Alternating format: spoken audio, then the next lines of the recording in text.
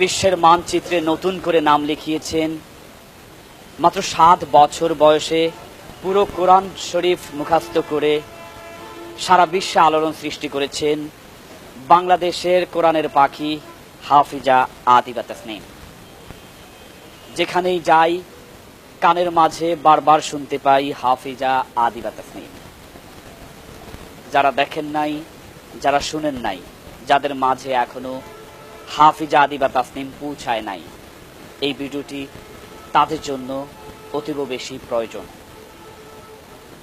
যে কোরআন পুরা 30 পারা মুখস্থ করেছেন 7 বছর বয়সের হাফিজা আদিবা তাসনিম। আজ আপনাদেরকে পরিচয় করিয়ে দিচ্ছি সেই বিস্ময়কর বালিকা হাফিজা আদিবা তাসনিম, যে বিস্ময়কর বালিকা মাত্র 7 বছর বয়সে পুরা কোরআন শরীফ মুখস্থ করেছেন। চলুন বন্ধুরা, আমরা শুনতে থাকি হাফিজা আদিবা তাসনিমের কণ্ঠে। লাউহে মাহফুজ থেকে এসেছেন যে গ্রন্থ আল কোরআন, হাফিজা আদিবা তাসনিমের সুরলিত কণ্ঠে শুনব সেই পবিত্র আল কোরআন। আসসালামু আলাইকুম ওয়া রাহমাতুল্লাহি ওয়া বারাকাতুহু। আউযু বিল্লাহি মিনাশ শাইতানির রাজীম। বিসমিল্লাহির রাহমানির রাহিম।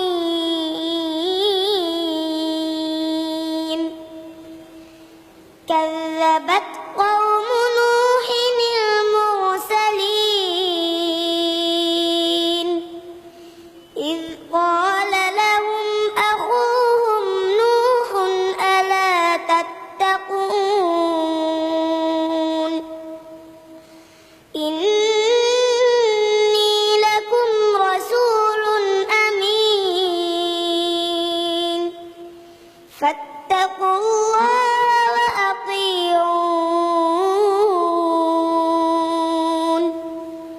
وما أسألكم عليه من أجر إن أجري إلا على رب العالمين فاتقوا الله وأطيعون قالوا أنؤمن لك واتبعك الأرذلون قال وما علمي بما كانوا يعملون إن حسابهم إلا على ربي لو تشعرون وما أنا بطارد المؤمنين إن أنا إلا نذير مبين قالوا لئن لم تنته يا نوح لتكونن من المرجومين قال رب إن قومي كذبون صدق الله مولانا العظيم